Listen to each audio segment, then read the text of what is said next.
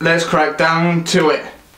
This episode of Dragon Ball Super was just amazing. It's continuing the greatness that was last week's episode.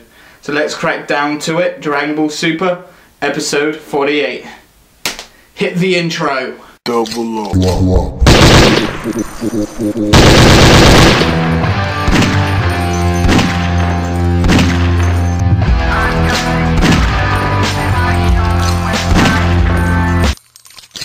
Okay, so Dragon Ball Super episode 48 continues off exactly where last week's episode ended.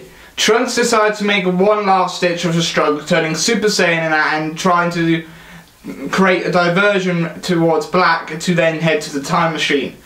He gets into the time machine very badly wounded and everything after taking several blows from Black because of the injury that he sustained from while in Super Saiyan. He manages to get to his time machine, start transporting, and then Black decided to use a purple-like Kamehameha wave towards him, but it missed because Trunks just manages to escape back to the past.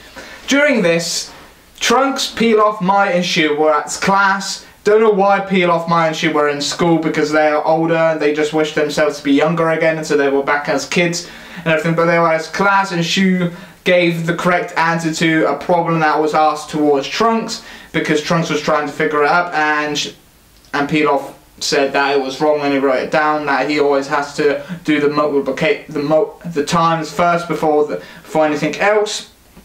And the teacher says, while having lunch, the teacher was in, because by the looks of things they were homeschooled, so by the looks of things, so Trunks senses future Trunks' key and notices the spaceship by the looks of things coming down and lands. He flies over there to check on it and wipes it and notices Trunks just unconscious in the time machine. Pilaf tells Shu to get Bulma. Bulma then rushes and takes him to this little gazebo and lays him down. She then contacts Whis to then tell Vegeta and Goku to hurry up there via instant transmission. So Vegeta then tells Bulma to tell Kid Trunks to power up, so he turns Super Saiyan so Goku can lock onto his key, and they teleport there. Goku then goes off to Korin's, and Korin and Yajirobe were playing Limbo. Goku collected some Senzu beans, heads back, gives Trunks a Senzu bean, and pretty much wakes up noticing Goku still dazed and unconscious and still remembering Black because of Black's appearance, and seeing Goku wasn't going to help much, and he just suddenly strikes and attacks Goku because of him remembering Black, and because Black it looks like Goku.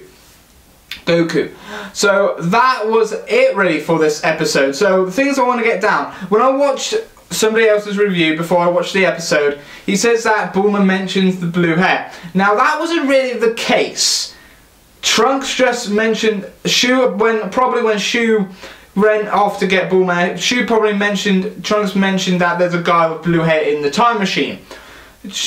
And she says, is the guy who has blue hair? Yes, so this still doesn't confirm that we're going to get an explanation to future Trunks' sudden hair change. And I'm starting to see that there's not going to be any explanation. It's just going to be something that we have to deal with. I know it's going to be one of those major nitpicks, even for me. Even when there was a flashback with Z stock footage of future Trunks with his Kid Trunks coloured hair back then, what really doesn't really make sense. So there needs to be somewhat of some kind of explanation to tie up and fix this continuity. But as of now, there is still no clarification why future Trunks has blue hair now, when he should still have Kid Trunks' colour hair as well. I did make a video stating that it was originally, when Toei Animation originally started Dragon Ball, Bulma's hair was purple, the same colour as Trunks and Kid Trunks', and they changed it for the anime to blue. And in all incarnations of Trunks' hair colour, future Trunks' hair colour in the manga, from colour pages from the actual manga when it was in Weekly Shonen Jump, the Taniko band / volumes of Z, his hair was purple, and now in the full colour releases and in the 3-in-1 covers, his hair is purple. So I'm hoping Toei decides to answer this question, because I think a lot of fans, it is a big type of nitpick, but it is a type of question I want explained within the series or anything. But other than this was yet again a quality episode. The animation was on point. The fight scene with Black in Trunks reminded me of the fights back in Z, and it was really, this is really, because so far one of my favourite fights in Super so far is the Hit Super Saiyan Blue Goku in Kaioken versus Hit, and I think I'm going to find a fight that's going to surpass this, because Super so far has balanced the comedy, slice of life, action adventure that is Dragon Ball and the action fighting of Z well in this series. The fact that that's something that GT tried to blend in and didn't work as well, failed. But the fact that Super's doing a better job, because it has a much more involvement with Akira Toriyama. Akira Toriyama is much more being a George R.R. Martin now for Super than being actually fully making the manga and everything. He's just giving notes and everything. So if there's an arc that he's written down that he wants to put into Super and everything, he'll give it to Toei and say, right, this is kind of the next big arc I want them to do, because it's something. So Toei does, I think, the fillerish slice of life episodes, and when it comes to the next arc, it allows Toriyama to plan and pinpoint to do plot the end and beginnings and everything of the next arc, so that he can then give it to Toei, and Toei Animations then just has to fill in the missing gaps so they can get from point A to point B, and they fill in what's going to happen there via the notes that Akira Toriyama has given them. We know that he hasn't seen the final script.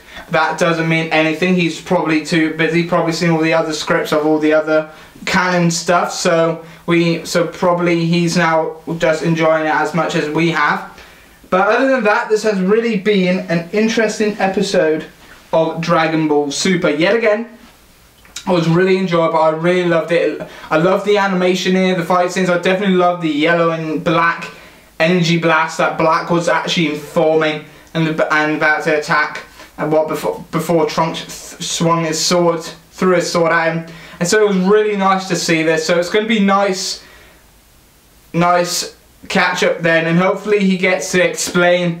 They explain to Kid Trunks who future Trunks is, because he was shocked in this episode, and the comedy aspects here was really them shocked to find Trunks and him being cool Trunks, and that he was like the and Pilaf and the others thought he's like the illegitimate older brother of Trunks, of a child that Trunks didn't even know about. But hopefully it gets cleared up, not in the next episode, because by the preview standards from the next episode, we're going to see Black meeting face to face Goku, Vegeta and everybody else facing Black next week as well, after the whole Trunks calming down and whatnot, realising the Goku that he's fighting ain't Black, it is Goku. But other than that, this was an enjoyable episode. So comment down below what you liked and did not like about this episode.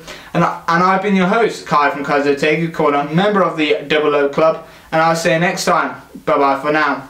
See ya. Hey guys, Kai from Kaizo Otaku Corner here, back for another review. Well, hopefully you enjoyed the review, because that's already been done. But like always, you can hit the I for the cards to see my last 3 reviews of Dragon Ball Super, along with the playlist as well. And you can, if you liked what you saw, you can hit the subscribe button and follow me on Facebook and Twitter. Links are down in the video description.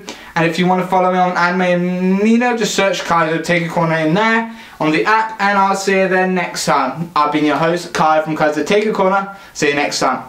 Bye bye for now. See ya.